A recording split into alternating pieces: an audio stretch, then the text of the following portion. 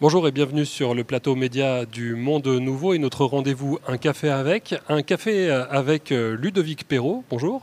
Bonjour. Vous êtes le dirigeant de la coopérative La Forêt Privée Lozérienne et Gardoise et Ludovic Toussaint, bonjour. Bonjour. Vous êtes dirigeant de la société Absolu Wood. Alors, pour vous présenter, pouvez-vous précisément nous présenter vos sociétés, s'il vous plaît? Alors, Absolu Wood, c'est une entreprise qui conçoit et fabrique des supports de communication en bois. Donc, support de communication, ça va du cahier à la carte de visite, à l'enveloppe, avec l'idée de proposer des supports de communication à la fois esthétiques, durables, puisque en bois, mais également fabriqués dans des entreprises en Lozère, des entreprises qui emploient des personnes en situation de handicap. Ce sont des ESAT, des entreprises adaptées? Entreprises adaptées et ESAT. Voilà. Merci. Ludovic Perrault. Donc Ludovic Perrault, directeur de la coopérative La Forêt Privée Lozérienne et Gardoise. Donc tout est dans le titre, on travaille sur les départements du Gard et de la Lozère. Et notre métier, c'est de regrouper sous une forme d'association des propriétaires forestiers et ensuite de les accompagner dans la gestion de leur patrimoine forestier. Donc que ce soit sur des expertises, des travaux d'aménagement, de la récolte de bois. Alors vous portez ensemble un projet dénommé La Forêt de demain. Est-ce que vous pouvez nous le présenter? Alors La Forêt de demain, c'est une marque qu'on a créée avec Ludovic lors de l'appel de la forêt de Mende. C'était un grand rendez-vous de la filière bois qui avait été organisé à Mende pour trouver des solutions face au manque de renouvellement forestier. Ouais. Voilà.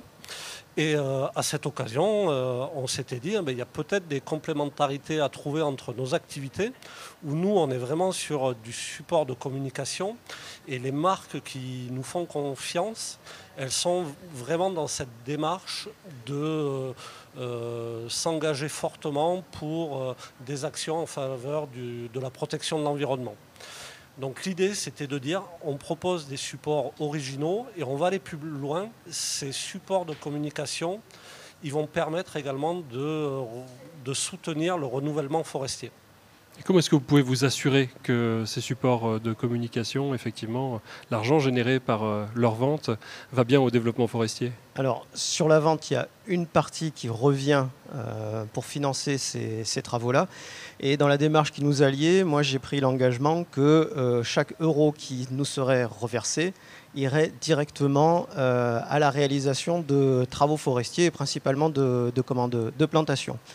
Pour ça, votre question est tout à fait légitime et même vis-à-vis des gens qui allaient bénéficier de ces produits. Donc on leur a proposé un outil qui est un site internet, donc vous pouvez vérifier La Forêt de demain. Et sur ce site internet, vous avez donc des parcelles forestières, des projets.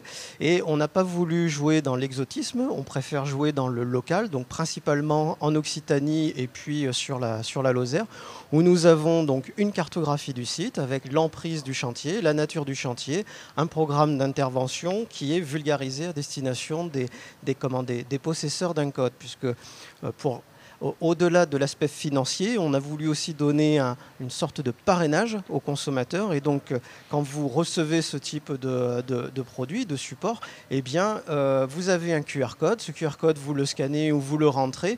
Vous choisissez votre parcelle et numériquement, on va dire, depuis votre salon, eh bien, vous allez planter un arbre sur telle emprise, sur tel chantier. Et après, nous, on s'engage à faire de la communication, c'est-à-dire informer sur l'évolution du chantier qui est en cours. Et la forêt, en tant que telle, les arbres qui sont plantés, ils appartiennent à qui? Ils appartiennent à la coopérative ou est-ce qu'ils appartiennent à des propriétaires physiques? Absolument. Il y a un engagement vis-à-vis du consommateur sur un geste durable qui est proposé. Et en face, on a un propriétaire forestier qui lui aussi s'est engagé dans une démarche durable. Donc en termes de notion de propriété, la propriété est bien là à destination du propriétaire parce que ces parcelles qui sont plantées vont faire l'objet d'entretien, vont faire l'objet d'un suivi. On va travailler ces arbres. L'objectif, c'est d'avoir un bois de qualité à terme. Et le plus bel exemple qui nous réunit aujourd'hui, c'est que Midi Event, par l'association de Midi Libre, a commandé l'année dernière 300 arbres, puis cette année à nouveau 100 arbres. Et donc, si vous allez sur le site de la Forêt de demain, eh bien, vous allez retrouver donc ce projet qui est bien géoréférencé et qui va être mis en œuvre à la rentrée prochaine. C'est la raison de votre participation au Monde Nouveau? Entre autres, oui, absolument. Alors, il y a un paradoxe français qui est celui de l'exportation du bois et de l'importation de meubles. Comment est-ce qu'on le justifie, ou plus exactement, comment est-ce qu'on le corrige? Alors, comment est-ce qu'on peut le justifier? Il y a un modèle économique qui est extrêmement simple à comprendre. À partir du moment où la manœuvre est 10 fois moins chère à l'autre bout du monde, si on considère les coûts de transport, on peut tout à fait amortir ce différentiel. Donc je dirais que la première des choses, c'est d'augmenter la manœuvre dans les pays émergents ou la Chine. Et je pense que la relocalisation se fera un peu plus spontanément. Après, il y a aussi une éducation ou un éveil à destination des consommateurs lequel il faut sensibiliser. Un bois labellisé ou un meuble labellisé Made in France depuis le biosourçage, c'est-à-dire depuis le fait que chaque planche est identifiée depuis le territoire de la métropole et fait en France, mérite d'être mis en avant et à ce jour devient aussi un argument de vente.